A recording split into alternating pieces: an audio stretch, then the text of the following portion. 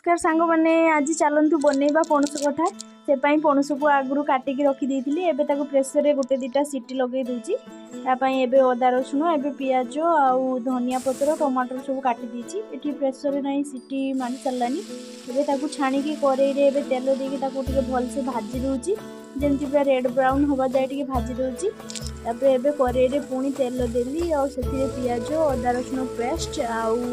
हलदी आउ लंका गुंड से देदेली तापर किछ समय पुणी कषिली से टमाटो देदेली पुणी 5 मिनट कषि सारा पर से पुणी गुंड मसला सब ऐड करदेली